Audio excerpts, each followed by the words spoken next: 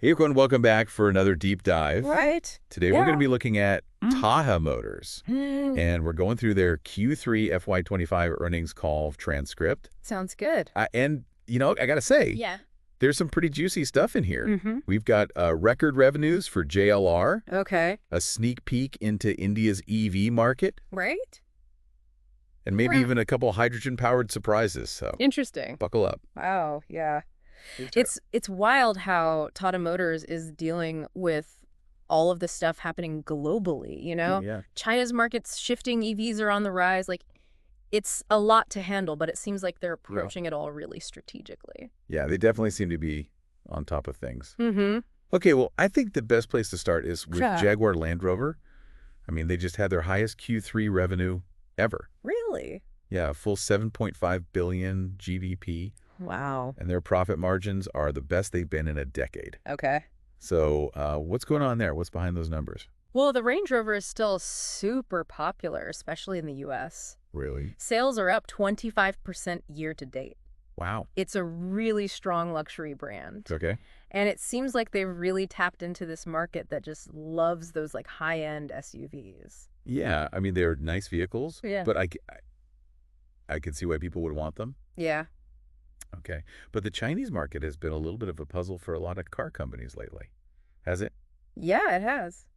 It seems like JLR decided to kind of slow down sales there a bit strategically. Uh-huh. Why'd they do that?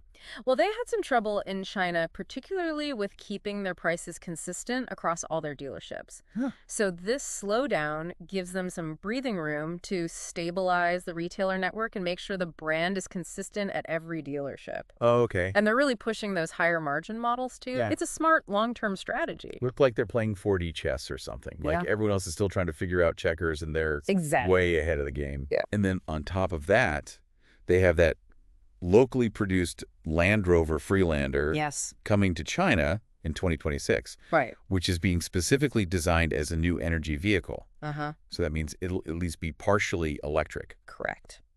It seems like they're really catering to each market individually. They are. It's a very smart strategy. They're adapting to how the Chinese market is changing. Mhm. You know, the government and people there are leaning more towards electric and hybrid vehicles. Yeah, absolutely. And JLR is right there with them. Okay, let's shift gears for a minute. Sure. Let's talk about the Jaguar brand. Okay. It's gotten like a total makeover, It has. brand new look. A 1,000 PS engine. They're not kidding around. Yeah, they're serious. It seems like they're going for a whole new image. They're repositioning Jaguar as a luxury electric brand. They're trying to appeal to a younger, wealthier customer who really cares about technology and performance. Interesting. And the early signs look good. There's been good engagement online, and over 26,000 people have expressed interest in buying one. That's impressive. So yeah, I'd say it's working. Yeah, they're definitely creating some buzz. Mm-hmm. But, JLR has all these luxury brands. Right. Aren't they worried about competing with themselves? Yeah, that's a good question, and I'm sure they thought about it. Mm-hmm. But JLR seems confident that they've made each brand different enough to appeal to a different type of customer. Right. They're really creating this curated portfolio of luxury brands that each fulfill different desires. Yeah, makes sense. I mean, as long as they're marketing them differently. Exactly. Okay, so we've talked about JLR's global strategy, especially in China. Yes. Well, let's turn our attention to India, Okay. where Tata Motors is like a household name. Mm-hmm. They're just crushing it in the EV market there. They are. Over 53% market share. Wow. And they just broke records for overall car sales. That's amazing. So what's fueling their success on their home turf? Well, they've built a really strong reputation in India over the years. Oh. They're known for being reliable and affordable. Yeah, that makes sense. And they've used that trust to really get into the growing Indian EV market. Offering a variety of EV models at different prices has made it possible for more people to go electric. That's a great point. Yeah, and that Tata name carries a lot of weight with Indian consumers. Okay. Yeah, it's a trusted brand. Yeah. But looking closer at the numbers, it seems overall EV sales growth has slowed down a bit, right? Yeah, a little bit.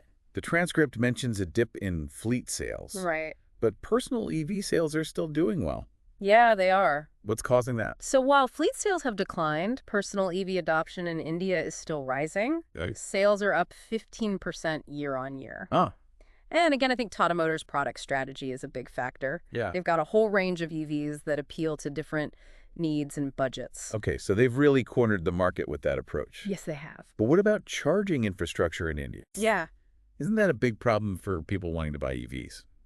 you're absolutely right. The lack of charging stations is a huge challenge, and the earnings call transcript even says that India is expanding its charging network, but it's still got a long way to go. Yeah, It's like having cars but not enough gas stations. exactly. It just wouldn't work. Right. Even if you had the best EV in the world, if you can't charge it, Yeah. what's the point? No point. So what would it take to make those long road trips in an EV a reality in India? Well, it's going to take a lot of effort from everyone involved. Okay. We need a huge network of fast chargers all along the highways. Yeah. We need to make sure all EVs can charge at any station. Mm-hmm. And of course, we need to make sure the power grid can handle all those EVs charging. Yeah, it's a big project, Yeah, it is. but it could be a real game changer. Absolutely. But you know what caught my eye in the transcript? What's that? Tata Motors showed off a hydrogen-powered truck at the Auto Expo. Oh, wow. Hydrogen trucks? I had no idea. That's interesting. It was a total surprise. Yeah, it shows that the automotive industry is looking at all sorts of options for a sustainable future. Battery electric vehicles are getting all the attention, but hydrogen internal combustion engine technology is becoming a real alternative, especially for big trucks that need to go long distances and refuel quickly. Okay. Yeah, that makes sense. So while everyone's focused on EVs, hydrogen is quietly entering the scene.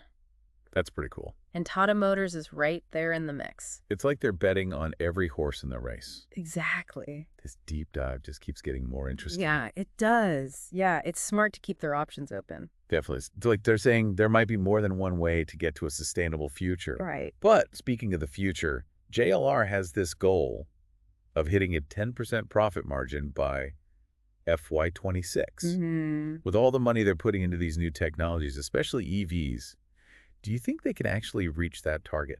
It's going to be tough, especially with the economy the way it is. And, they always need to be one step ahead of the competition. Yeah, for sure. But their plan is pretty solid. They're sticking with those high margin models, controlling their costs. Oh.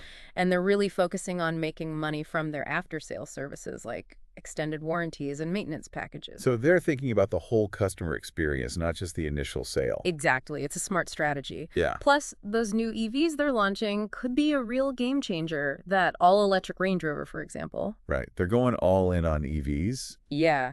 But they're also realistic about the fact that it's going to take time for everyone to switch over. Yeah.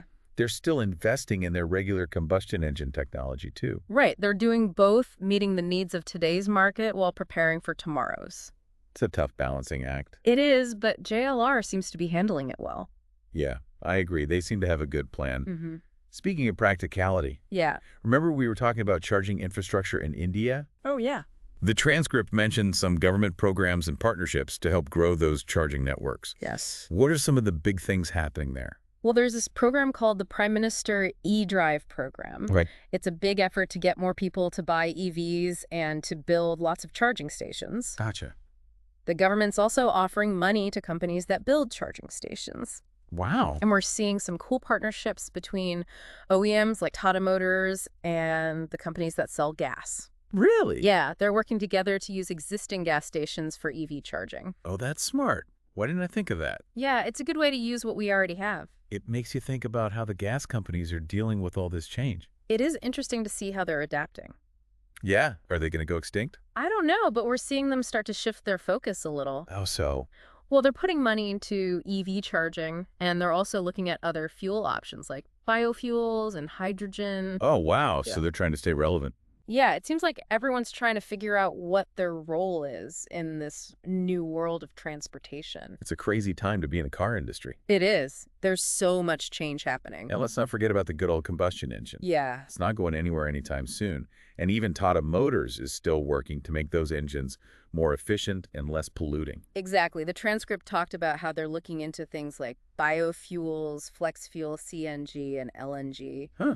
I didn't know there were so many options. There are a lot, and they're showing off these technologies at events like the Auto Expo. Oh, really? Yeah, they're serious about reducing emissions even from regular engines. So it's like they're hedging their bets, trying different things to meet the needs of different markets and regulations. Exactly. They understand that what works in one place might not work in another, so they need to be flexible. That makes sense. So yeah, they're exploring all kinds of options. This is making me think about how important it is for people to understand all these different fuel options. Oh, absolutely. With so many choices, electric hybrid, hydrogen CNG, it could be really overwhelming for the average car buyer.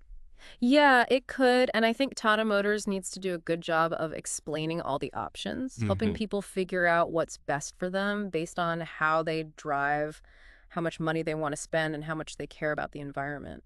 It's like being a guide in this confusing new world of cars, Right. helping people make good decisions. Exactly. It makes me think about the bigger picture. What does all this mean for the average person looking to buy a car? I think the big takeaway is that the car industry is changing faster than ever before, and Tata Motors is leading the way. They're not just building cars, they're building a better future for transportation. That's a great way to put it.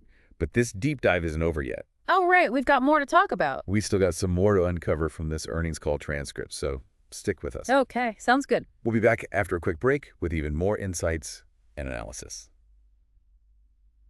All right, we are back and ready to wrap up this deep dive. Sounds good. You know, we've talked a lot about Tata Motors and their strategy, but something you mentioned earlier really stuck with me. What was that? This idea of Tata Motors being like a guide for people trying to navigate all these new car options. Oh, right, yeah. How are they actually going to help people figure out what kind of vehicle is right for them?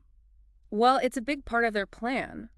They're not just making new technology, they're thinking about how to make it easy for people to use it.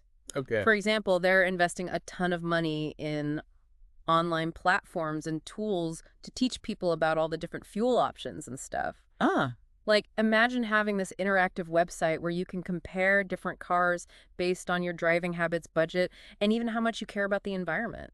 Wow, that would be super helpful. Oh, right. It's like having a personal car expert right there on your computer. Exactly. And it's not just about buying the car, they're also thinking about the whole ownership experience. So things like making sure there are enough charging stations for EVs, having reliable service networks for all their cars, and even starting loyalty programs that reward people for making sustainable choices. So they're really trying to build a relationship with their customers, not just make a quick sale. Yeah, they're thinking long term for sure. It's great to see a company taking that kind of approach. It is. It makes you feel good about the future of driving. Definitely. And I think that's the biggest thing for our listener today. Okay, what's that? There's a lot of really cool innovation happening in the car world, and Tata Motors is one of the companies leading the charge. I like that, leading the chart. They're not just building cars, they're building a better future for transportation. Well said. Well, there you have it, folks. A deep dive into Tata Motors. It's been a wild ride. We've covered a lot of ground today, from record revenues and strategic moves to the rise of EVs and even hydrogen technology. We looked at how they're approaching different markets like China and India, talked about their commitment to being environmentally friendly, and even got a glimpse into what the customer experience might look like in the future. But the real question is, what did you think? Yeah, what stood out to you? What questions do you still have? Keep thinking about this stuff and let us know what you think. Thanks for joining us for another deep dive. We'll see you next time.